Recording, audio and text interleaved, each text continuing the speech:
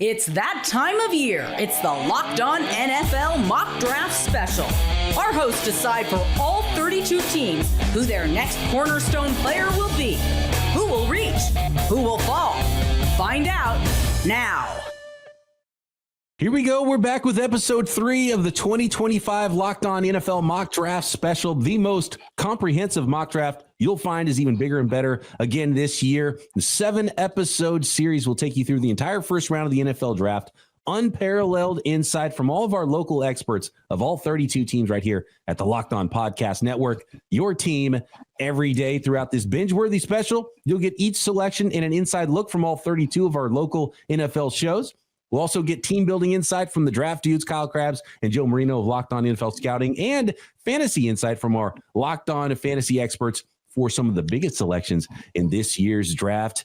And the final episode will be an NFL squad reaction to the mock draft, providing insight and maybe some insults, guaranteed some insults from a group of our Locked On NFL local experts on this year's selections. And of course, we are your hosts. I'm Brian Peacock, NFL analyst, co-host of the Peacock and Williamson NFL show and Locked On 49ers podcast. Here with me are a fantastic panel. My co-host, former NFL scout, Matt Williamson from PNW.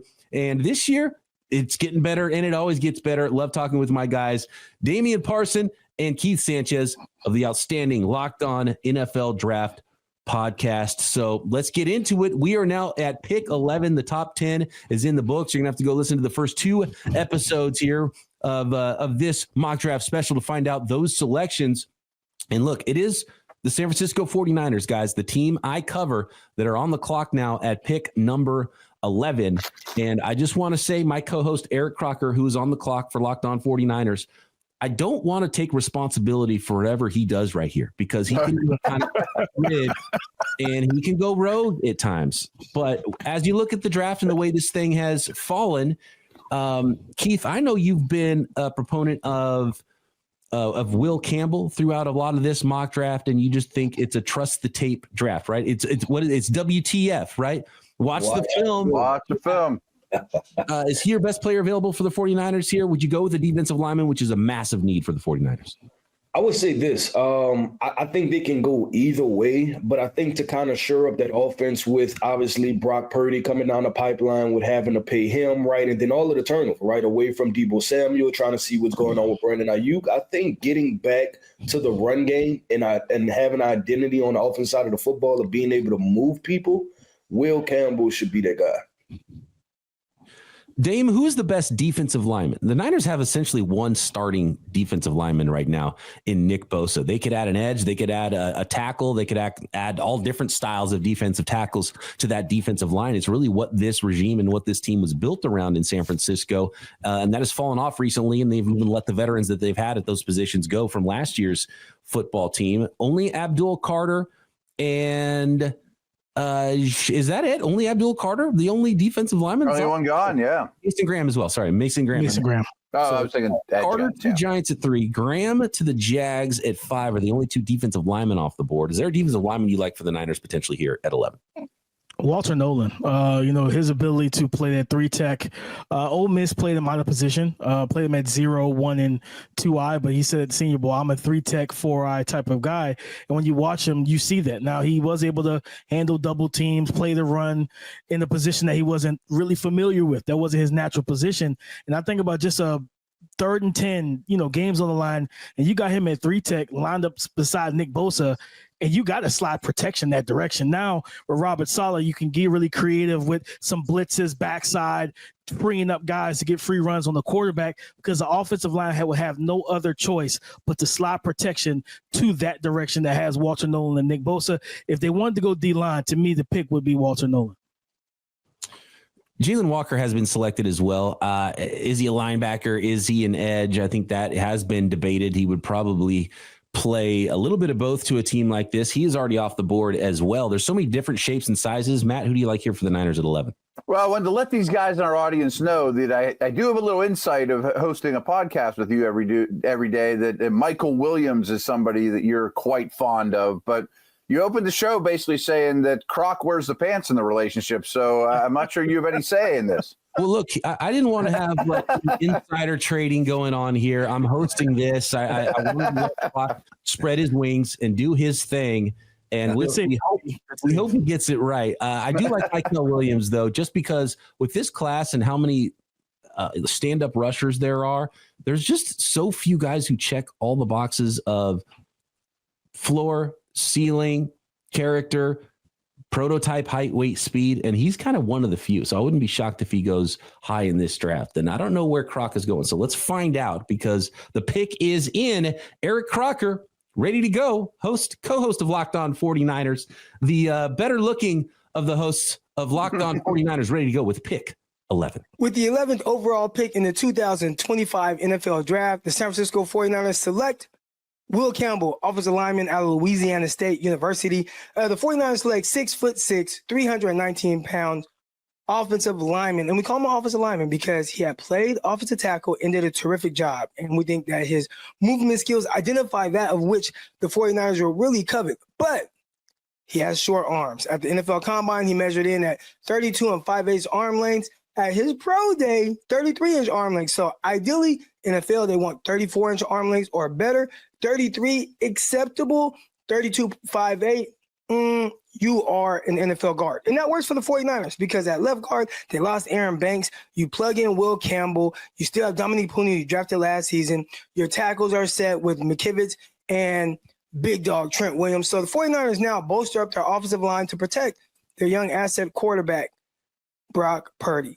Let's go, Niners. Will Campbell is the selection for the San Francisco 49ers at pick 11. I had confidence in Croc. I knew he was going to do the right thing. Well done, Croc. Nice pick there for the San Francisco 49ers. I envision Will Campbell as someone who could jump right in. You know, he's one of the highest floor players in this draft. Watch the film, WTF. He's just a really good football player. You probably think he's a tackle if you take him in the top 11 picks, but if he is a Pro Bowl guard, I think you're okay with that as well. He could start at guard next to Trent Williams on the left side. He could play right tackle instead of Colton McKivitz on the right side at right tackle. I would probably envision him as a left guard. And the big question here is the arm length. So Dame, Keith, I'm sure you guys have talked about this a lot in Locked On NFL Draft. Where are you at on arm length? I mean, if it's like well below the threshold, I get it. But I always look at, me keep talking about this in the pod. I always look at O-line, D-line play like boxing. Like, you got to know how to use the length, not just have it. You know what I mean? And it's like, I think with him, he knows how to time his punches up. He's strong-handed, heavy-handed guy. And when he makes contacts, he can slow down the rush. And I think for the Niners, the fact you have Trent Williams and you have McKivitz, and you feel like, okay, we're good at tackle, we're solidified at tackle, then you're really good because now you put Will Campbell at that left guard spot. I think he said it before, in the pre-pick analysis, get the run game going again, give Brock Purdy the run action, the play action, and let him be comfortable. I think this is a great pick for the Niners.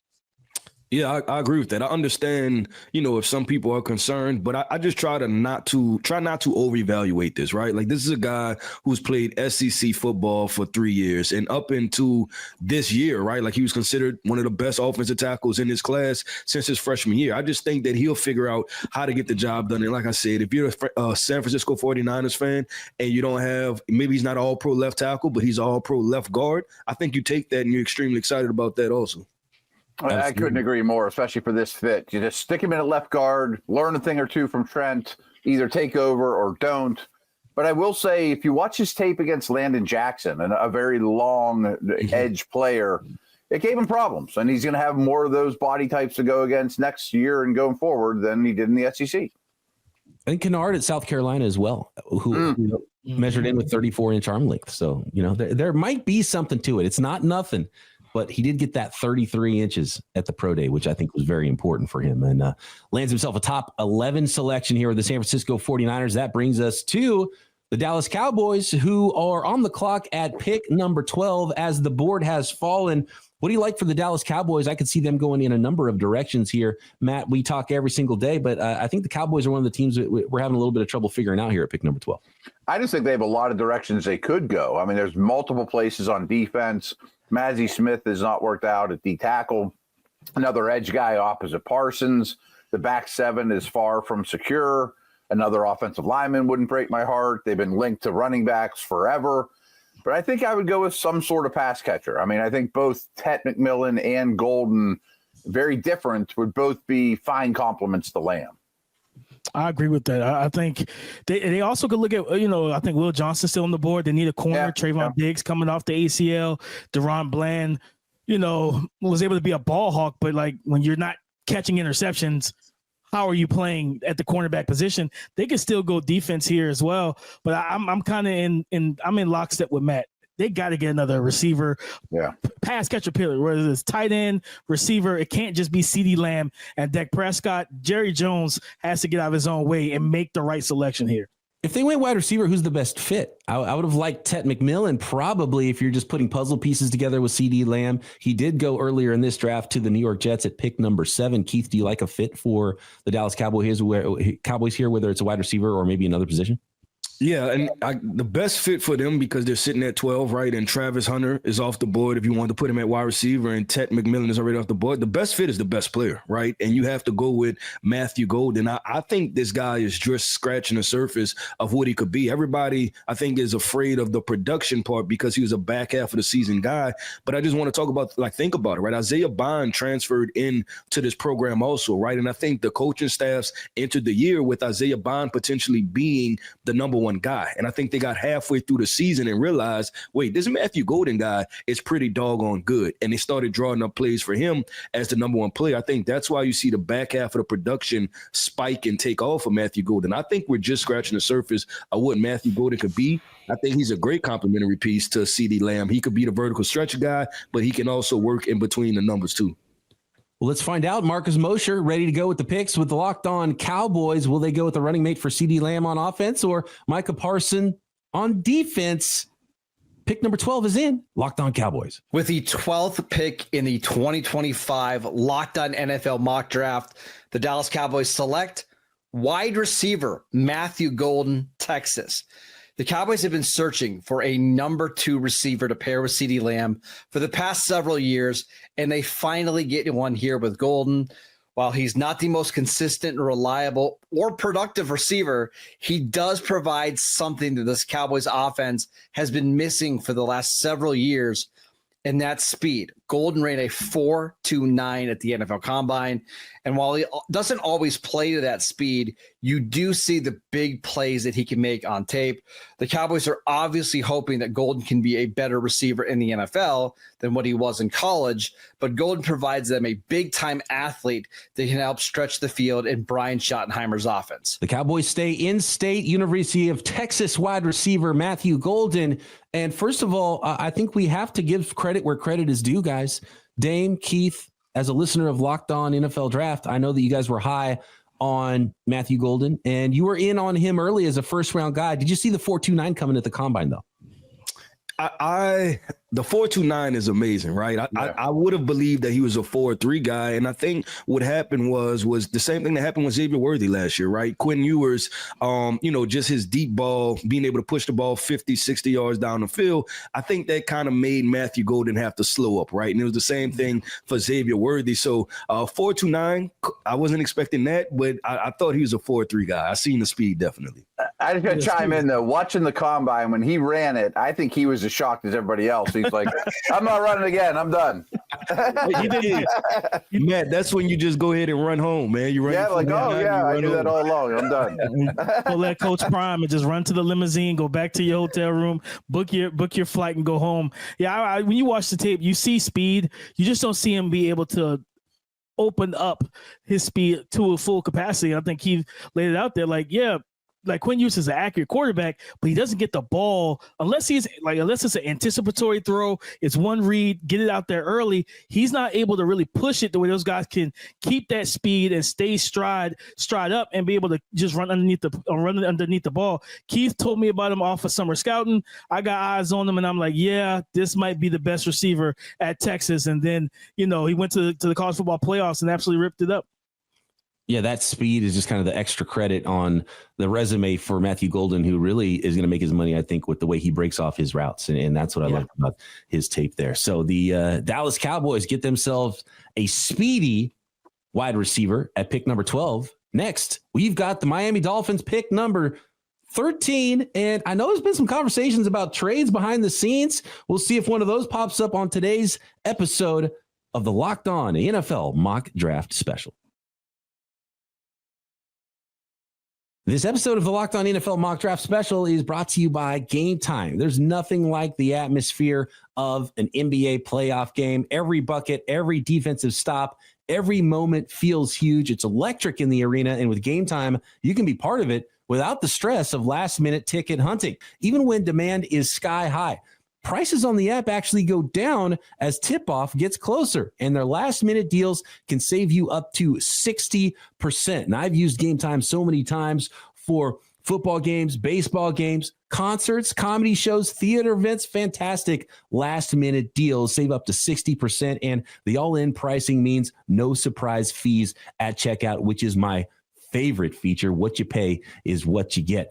So take the guesswork out of buying tickets with Gametime. Download the Gametime app, create an account, and use code LOCKEDONNFL for $20 off your first purchase. Terms apply. Again, create an account and redeem code LOCKEDONNFL for $20 off. Download Gametime today. Last minute tickets, lowest price guaranteed. A lot of drama involving the Miami Dolphins and their current wide receiver situation. Talking about speedy wide receivers, Tyreek Hill. Could he be on the move either before, during, or after the NFL draft? The Dolphins are up next in the mock draft with pick number 13. Kyle Krabs of Locked On Dolphins standing by with the selections. Matt, Dolphins, pick 13.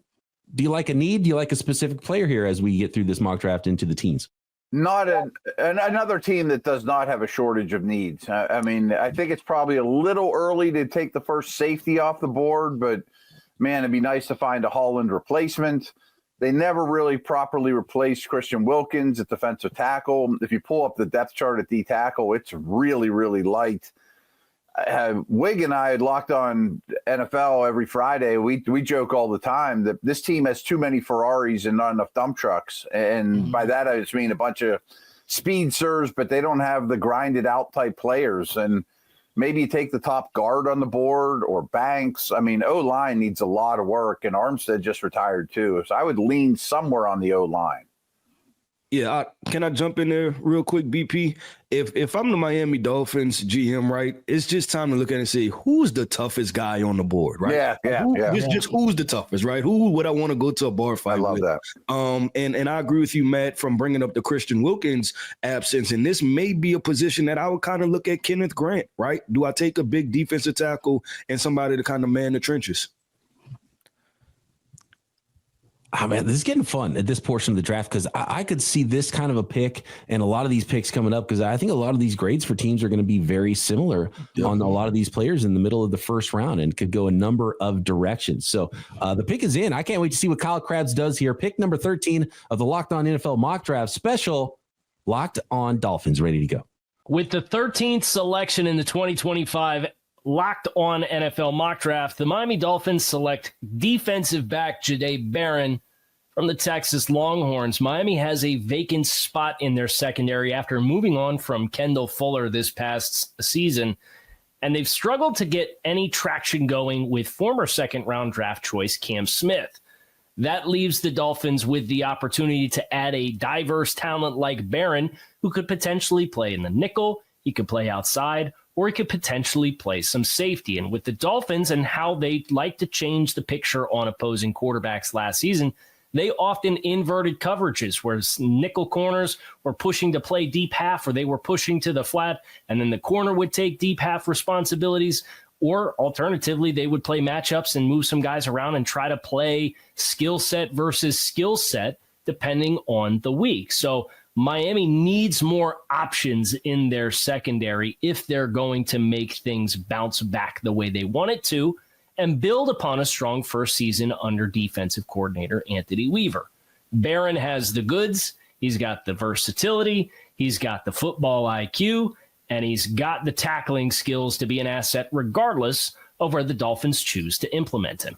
Back-to-back Texas products here at pick 12 and 13 in the Locked On NFL mock draft. Matt, you talked about defensive back and maybe too early for a safety. maybe he's not a safety. Maybe he's not a outside corner. Kyle called him a defensive back. He does meet some of the toughness criteria you talked about as well, Keith. But Matt, what do you think? Jahdae Barron, I struggle with this one because I think his best spot is nickel. Nickel is more valuable now than ever, but the league still doesn't draft these guys high. We saw Brian Branch go pick 45. Last year, we saw Cooper DeJean go pick 40. That's where I struggle with Jahdae Barron because I think he's a really good player, and he's probably worth a mid-first round selection. Will NFL teams view him that way is my question. You would hope the league learned their lesson from letting Branch and DeJean fall that far, and even Sanistril to a lesser degree. All really good football players, immediate impact. And Kyle obviously made really strong points, and he obviously has a big-time draft background as well as Dolphins, so he knows what he's talking about. I don't know that this would have been my toughest guy for the bar fight. Not that he's a wuss or anything, but he's a little bit smaller. And I also think that both lines of scrimmage probably were a little bit bigger need. Yeah, I think, to Kyle's point, like looking at their cornerback depth, just a corner, not even safety. We know he lost Javon Holland. Is Jalen Ramsey, then is Kader Kohu, Storm Duck, Cam Smith, Artie Burns. Yeah, it's kind of a weird cast of characters in that cornerback room, so I understand why he would want to go this direction. Walter Nolan still being available and knowing that you lost Christian Wilkins, I feel like that would have been and you talk about toughness and physicality and bar fights. This is a guy that could absolutely walk into that defensive line room and be your best interior defensive lineman. But Jahdae Barron, Swiss Army knife as a defensive back, good pick. Just, again, kind of could have worked the trenches a little bit. Look, Dame, we will not stand for Storm Duck disrespect here. Locked on NFL Mock Draft Special. Let's move along here to pick number 14 because Jake Arthur is standing by, and the Locked On Colts podcast is on the clock at the number 14 selection in the Locked On NFL Mock Draft Special. Keith, what are you looking at for the Colts? And look, if you have any other takes on any of the past picks, you can hit us with those as well. But the Colts have been really kind of locked into a tight end with this pick, which makes me think it's not going to happen because what we always expect and what becomes consensus before the draft usually gets thrown on its ear by the time we get to draft day. Yeah, 100%. I don't think there's been a team that's been mocked to a tight end, right, in the past 5 years more than the Indianapolis Colts have. So obviously tight end wise, I look at Colston Loveland. I absolutely love Colston Loveland, what he can provide for whoever the quarterback is, right, whether it's Anthony Richardson or Daniel Jones. But I also look on the defensive side of the football and just the Indianapolis Colts making strides forward, right? Do they try to get a linebacker, right? Do they try to get another edge rusher? So I think we're really at the point in the draft where a lot of these teams have a lot of different holes, and we can see them going multiple ways. So I'll probably obviously go tight end first, and then maybe some type of edge rusher. Linebacker with Jihaad Campbell. Losing EJ Speed was a big loss for them. You have Zaire Franklin. I know that Campbell had, I think it was a torn labrum. He had the surgery. If you get the all clear from the medicals that he's going to be ready for training camp, everything like that, I think he puts hit that pairing of him and Zaire be really good for that second level of that defense. And they need somebody that can play the run, hit the edge, blitz, and drop off in coverage. And Jihaad Campbell can do all of it. A massive scheme coordinator change for the Colts on defense. So you could always think almost any spot there would make some sense. And I understand tight end, but isn't Pittman, Downs, Pierce, et cetera, enough for a team that's going to be a run-centric Jonathan Taylor running quarterback type of team that also just lost their starting center and guard? Maybe a Booker here just to run behind and bully people? No, 100%. I think that's a good point too. And I mean, with those receivers, you gotta. That tight end room was like probably one of the worst in the league. It's it's a very, very rough group. But like you said, getting a guard like Tyler Booker, maybe a Gray Zabel, somebody to the influx, inject some athleticism, some strength, some versatility on that O-line. They got a couple different directions they can go with this pick. Jake Arthur of Locked On Colts is ready to go. The 14th selection in the Locked On Info Mock Draft Special is here. Jake Arthur with the pick. With the 14th selection in the 2025 Locked On NFL Mock Draft, the Indianapolis Colts select Jihaad Campbell, linebacker out of Alabama. Now, with Tyler Warren off the board, this is a fairly easy pick to make. Jihaad Campbell fits a nice need for the Colts, but the value is also there. Without this labrum surgery, he may not even be available outside the top 10. So this is a guy who is a blue chip player for the Colts, again, at a position of need. He plays off-ball linebacker at an elite level. He rushes the passer better than most off-ball linebackers, moves very well out in space. We love the tenacity that he plays and the assuredness of what he sees. Can get himself skinny through the trenches as well, and is just overall one of the pound-for-pound better off-ball linebacker prospects there's been in the last few years. Jake, taking the long view here for the Indianapolis Colts, Matt, you talked about a new defensive scheme with Lou Anarumo coming to town, and Jihaad Campbell, it really doesn't matter what scheme you run. He's a guy that can fit, and one of the few prospects where you look, and we talked about checking boxes, and some of the guys are missing some of those boxes. You know, there's the labrum concern, but as far as height, weight, speed, and what kind of player Jihaad Campbell can be, scheme fit, there's no questions there. No, and Damian nailed it with this. I mean, I think it makes some sense. You know, you're going to bring in a new coordinator, give me a guy that I can go, probably green dot him. I don't know if that would happen or not. Who knows? But I mean, just a versatile middle of the field piece that can also come off the edge. Sure, it adds up. What's the scouting report on Jihaad Campbell, guys? Is he that type of? You start looking at his height, weight, speed, and measurables, and you're like, he's on the borderline of freaky. Does he match up with some of the top linebackers in the NFL? Yeah, I'll say from a pass rushing perspective, I think he's just scratching the surface of what he could be. I think if you go back to the LSU game, that was the game that really opened my eyes to it. Like, hold on, like this might be one of those guys that we don't talk about moving down right to the edge rusher position in the same light with Abdul Carter and Jalen Walker. Maybe he's much like Michael Parsons, where he enters the NFL and he's a solid off-ball backer, but he puts on a little weight, right? Keeps the explosiveness, and then we look up and he's a double-digit sack guy because he's playing the edge rusher position. I like Jihaad Campbell a lot. I think there's a lot there to him. Yeah, versatility is his thing, and I think for me, BP is I'm going to use him based on the offense we're facing. Like if we're playing the pass happy offense that targets the middle of the field, this guy can drop back in coverage. He gets good depth. He reads routes well, and he can also pick the ball off. He talked about that LSU game. You go into the low red, and you got receiver in the slot working and running a route against him, and he blankets it. So his ability to be a three-down player, but a multifaceted player, kind of like that 5-tool baseball player, he can give you a little bit of everything. I think that's what Jihaad Campbell gives you. Look, and I might even buy the argument that Jihaad Campbell is actually what people are talking about Jalen Walker being, because I think he's got more utility as a pure linebacker and also brings some of that ability as a pass rusher. Just wasn't quite featured there as much at Alabama as Jalen Walker was at Georgia. So a player I've come to like quite a bit in Jihaad Campbell with his varied skill set and physical attributes, and actually threw down a 40 time, unlike Jalen Walker. So what's he trying to hide? Let's talk about pick number 15. Where are we? We're at the Atlanta Falcons. We're rolling on here. Pick 15 in the Locked On Mock Draft Special. Matt. BP, do you mind if I just hijack this for a second? Oh, yeah, by all means, please. Okay. You do this every day on Peacock and Williamson. That's true. I'm good at interrupting you. They were only one team had fewer sacks than the Falcons last year. I mean, that's not great. But listen to this. Over the last 5 years, the Falcons have the fewest sacks in the league. Not super surprising. Over the last 10 years, the Falcons have the fewest sacks in the league. Pretty surprising. Over the last 20 years, the Falcons have the fewest sacks in the league. A lot of our listeners don't even remember that far back. Can we generate some pass rush any way possible, please?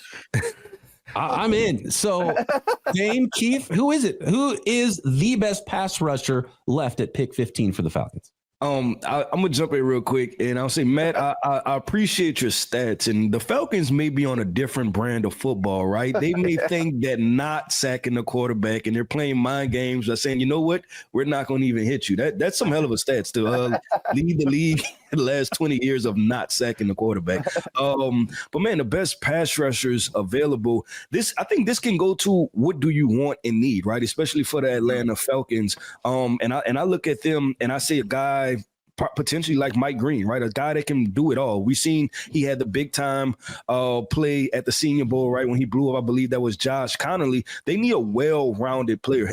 In the past, they've drafted guys like Arnold Ebiketie, who've been kind of fastball guys, right? But they didn't have the power to them. So I think you want to get a guy that has some speed, that has some power, that can convert speed to power, and has the upside to be a double-digit sack guy. Yeah, it's Mike Green for me as well. I think for me, it's the process. This young man knows how to get after the quarterback. You could tell he has a plan. He has a variety of moves too. Now, not just a speed to rush, a speed to power bull rush, but also dip and bend around the edge. He throws a nice ghost and dip move around the end as well. And then if you turn on that Ohio State tape, right, it's usually when those kind of smaller school guys, what do you do against big time competition? He has one of the cleanest spin moves in this group of pass rushers, man. So I think Keith can attest this. I've been pounding the table for Terry Fontenot to leave offense alone and go get an edge rusher. It's been bad since John Abraham left. It's time to fix this problem. And we're ready to go. Aaron Freeman, what is the pick? Locked On Falcons host, ready to go at number 15. With the 15th selection in the 2025 Locked On NFL Mock Draft, the Atlanta Falcons select Mike Green, edge rusher, Marshall. By mission, finding the Atlanta Falcons a pass rusher that they can build around for the future. Falcons finished 31st in sacks last year, and it doesn't matter which parameters you look at, whether it's 5 years, 10 years, or 20 years, the Falcons have been the NFL's worst pass rush in terms of getting sacks. Their disease is pressuring the quarterback, and hopefully their cure is Mike Green, the nation's leading sack artist with 17 last year in Marshall, and the hope is that production will translate directly to the next level. Initially, I wasn't that sold on Mike Green, given a lot of his production came against a lower level of competition, but he has absolutely convinced me through this pre-draft process, starting with his performance at the Senior Bowl, the Combine, and through the pro days. I've steadily become more and more convinced that Mike Green is the guy that can begin this process to solving the Falcons' pass rush woes. Green alone won't do it, but he can become a defensive cornerstone for a team that just lost a defensive cornerstone and defensive tackle Grady Jarrett this offseason. And who knows, 5, 10, maybe even 20 years down the road, we'll be talking about the Atlanta Falcons having one of the NFL's best pass rushes. And it all begins thanks to this selection of Mike Green. It's all about sacks. And they got the guy with the most of them coming into this draft in Mike Green. I think everyone agrees that it was really the only way to go for the Atlanta Falcons here. To be honest with you, I love Mike Green. I think the way he's like water downhill is the way I see it. You know, he's got so many varied ways to get to the quarterback. And when his initial move is thwarted, he's got another move ready to go. He shows speed. He shows power. I think he's a great fit for the scheme in Atlanta as well. They can utilize a guy that could stand up, put his hand in the ground, do a lot of different things coming off the edge. So, Matt, maybe we might have to finally, and Aaron talked about that similar stat there. Yeah, he did. Falcons, look, you don't have to be the best. Just don't be the worst in the league in getting after the opposing quarterback, right?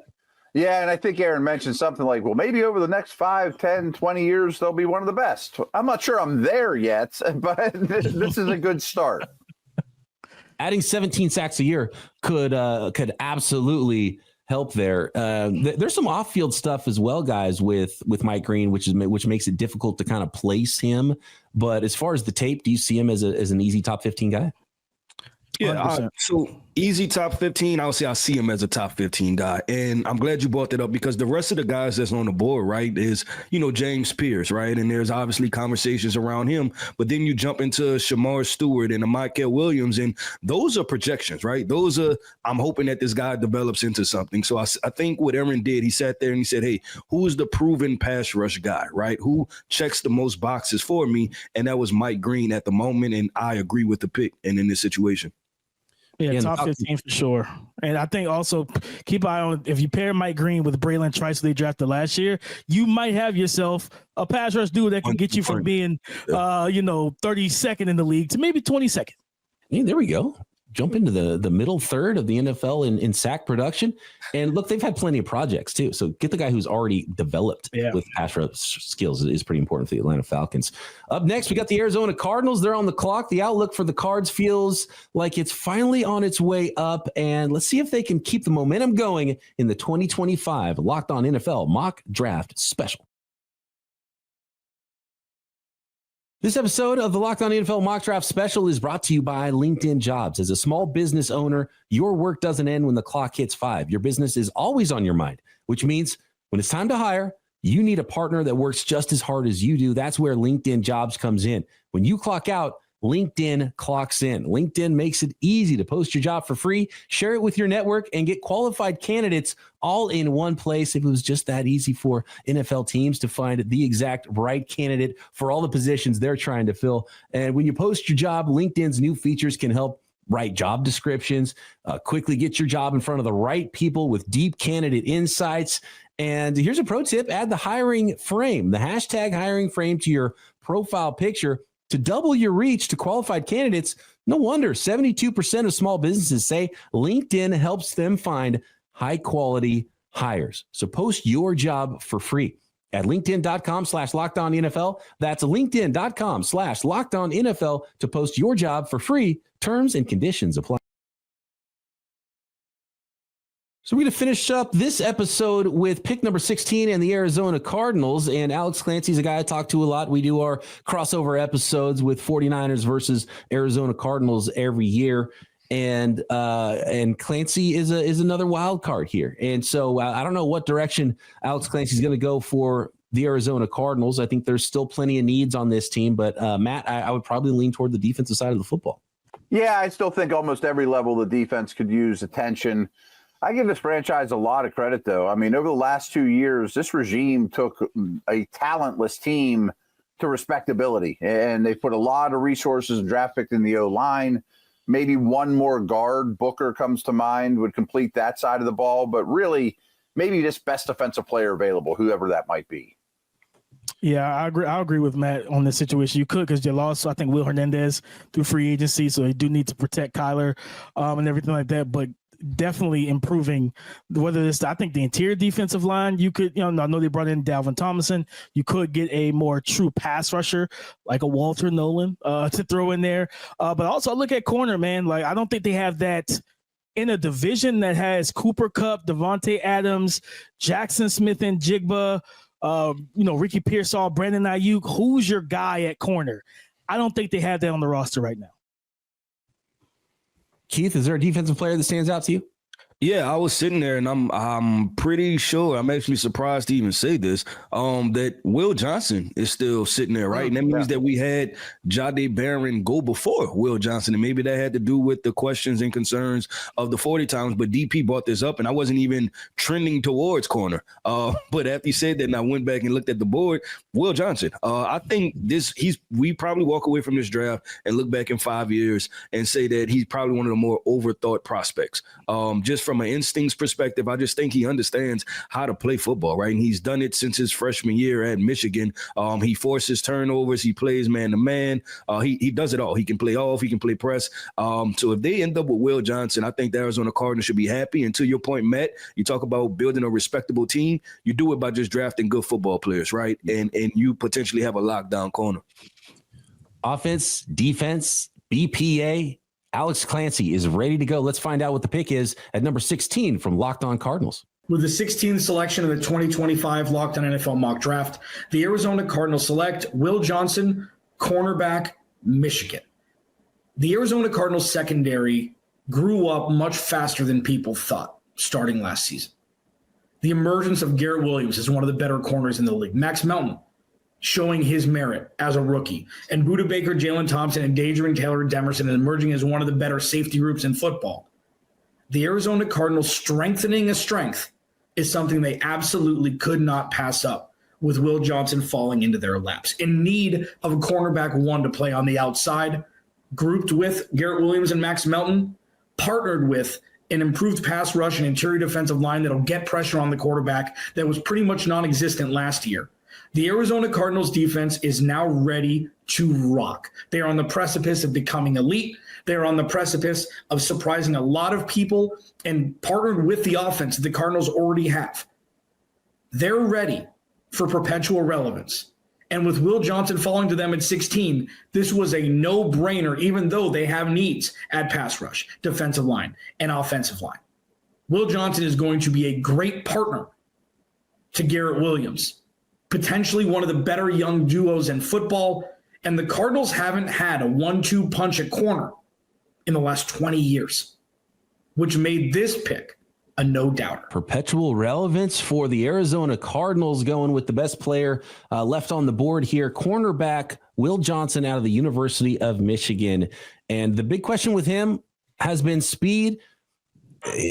Declined multiple times, whether it was a tight hammy or whatever at his personal workouts and pro days, to not run a 40-yard dash time. Dame, Keith, Matt, correct me if I'm wrong, I can't remember a first-round cornerback that didn't have a 40 time. Does that worry you at all? I know this is a big WTF, watch the film draft, Keith, but no 40 time for a corner is interesting.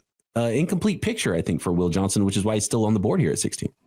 Yeah, selfishly, right, as a talent evaluator, you want as many data points as possible, right? But we have to ask ourselves, is this becoming a trend, right? Because last year was Marvin Harrison Jr. without the 40 time. Then this year, I mean, it's Will Johnson, but it's also Ashton Genty, right? And we're still seeing these guys go high. So it's unfortunate. Would I like to see Will Johnson run a 40 time? Yes, but I have plenty of matchups of him versus Marvin Harrison Jr.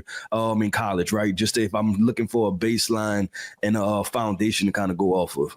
What if they're both slow, though? Because he didn't run a 40 time either. That's the question, right? That's the question. I'm the 40 time, of course, like I think he put it perfectly. You selfishly want to see him run it. The thing I have with the 40, and I've talked about this a lot, these guys are in track stance. When are you ever in a track stance as a corner on the NFL field? The only time that translates for edge rushers. They're actually in that stance when they play. I don't worry about it as much if it doesn't show up on film where you're getting beat vertically. I can't remember which game it was. He had a rep where he's on the backside of the play and he runs the play down from backside, catches up to the ball carrier and keeps him from scoring a touchdown. If that doesn't show you that he does have some quality of speed, I really don't know what does. Watch the film, WTF. How about 3 letters, GPS? Like, you ain't slick. You seem to know how fast you are, right, Matt? And when are we going to normalize getting that information to everybody in the world about the GPS times? Yeah, I mean, running at 40 is so much different than running on a football field. Maybe 10 years from now, they don't even do it. Who knows? But to Keith's point, before the pick was made, the fact that Will Johnson's still there, it's kind of a gift. Just take it, you know? Mm-hmm. Let's check in with our team building experts. Locked On NFL Scouting Podcast, the Draft Dude, Joe Marino, the other Draft Dude, Kyle Krabs, who already made a pick on this episode, for their thoughts on picks 11 through 16. Kyle, got some surprises here, and one that stands out to me is the Colts selection of Jihaad Campbell, the linebacker out of Alabama. I love Campbell, and he's a player that I just haven't been thinking about as an option for the Colts, but they've actually had quite a bit of turnover in that line room over the last several seasons, and now you've got one heck of a running mate here for Zaire Franklin with Lou Anarumo taking over this defense. You know he likes those big linebackers. And I'll tell you what, Campbell's got a lot of range to complement the size and the downhill ability. So that's a very fun, versatile chess piece to add to that defense, and kind of excited to see how that comes together. That was a surprise pick that I actually kind of like. I think the biggest surprise for me out of this block is the 5 teams that all in succession passed on Will Johnson, cornerback from Michigan, who lands with Arizona at number 16. Great fit when you consider Jonathan Gannon. The entire identity of that defense last year was really forged in the secondary. You get a long-term answer there for whatever you want to end up doing with Sean Murphy-Bunting. They've made some free agent investments in the defensive front. So I like the way that this is now all coming together for them. But Arizona had to be tickled to get on the board at 16 and see Atlanta, who could have used another corner, and the Colts, who potentially could have made an argument is best player available won't fit. The Dolphins getting Jahdae Barron kind of helps this happen, where that fit for the Dolphins, a lot of added disguise and ambiguity with their coverage shells, and Barron just kind of gives them a little bit more than that with Will Johnson as compared to him just authentically being an outside guy. But then Dallas with the Trayvon Diggs injury, and San Francisco needs corner. So the board felt very favorably for Arizona here, and Will Johnson clearing all of those landmines makes for an awesome best player available fit for them. Yeah, no doubt. I think the Cardinals would be swooning if he was available at pick 16. That's a sprint to the podium moment for them. How about the 49ers? Offensive line, obviously a big, big need. They get Will Campbell. Will Campbell might be the best offensive lineman in this draft. Position flexibility. Who cares? Guard or tackle. Get him on the field. He's going to elevate that offensive line, a major position of need for the 49ers, and they might get the best offensive lineman of the class here in Will Campbell at pick 11. Locked On Fantasy Football expert Vinny Iyer has a favorite pick from this group of selections, and it's Matthew Golden, the wide receiver to the Dallas Cowboys. Here are his thoughts on Golden's fantasy impact. Matthew Golden going to the Dallas Cowboys is a very interesting pick for fantasy football in 2025. You already have CeeDee Lamb as the go-to guy for Dak Prescott, but he's a slot receiver, and they've missed some outside help there. Brandon Cooks has gone back to New Orleans, and you don't know what you're going to get from Jalen Tolbert, some of these other weapons. And Jake Ferguson, the tight end, is coming off a down season. So when you look at Golden's skill set, it complements what CeeDee Lamb does well, because CeeDee Lamb is a great route runner. He can open himself up in the middle of the field. Now you need somebody to take the top off of defense, stretch the field, make some big plays.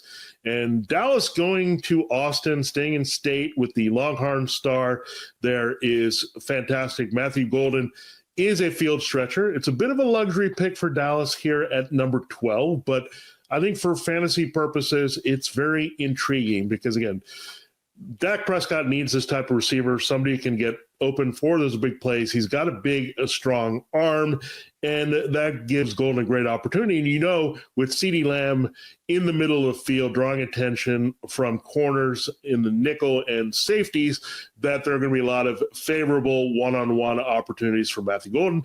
I believe with the Cowboys and their new offensive philosophy here with Brian Schottenheimer taking over as head coach, that they want to pound the ball a little bit better, get that running game going, and then be able to stretch the field off play action with Dak Prescott's big arm. And again, the technical aspects of CeeDee Lamb's game are going to open things up on the rest of the field. They just haven't had a lot of people to take advantage of it, especially on the outside, especially using speed to stretch the field and make those big scoring plays. So I would be cautiously optimistic about Matthew Golden having a fantasy impact in his rookie season. He definitely has a skill set to do so.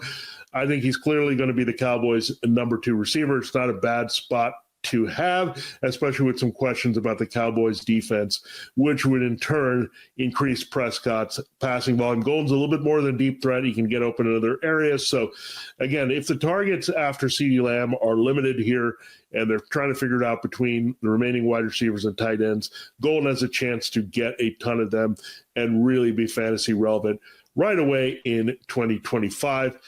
We'll see how it plays out. But again, Golden to the Cowboys, a very interesting pick to fantasy, especially the same way that we saw with CeeDee Lamb having an impact as a surprise first-round rookie in his own right. On to the back half of round 1 now in the 2025 Locked On NFL Mock Draft Special. Your team every day here on the Locked On Podcast Network. And don't forget, you can find the entire special on both audio and video at the Peacock and Williamson NFL Show, Locked On NFL Draft, and Locked On NFL podcast feeds. For Matt Williamson, Damian Parson, and Keith Sanchez, I'm Brian Peacock. We'll see you for the rest of the first round, starting with pick 17 in the next episode of the Locked On NFL Mock Draft Special, part of the Locked On Podcast Network, your team every day.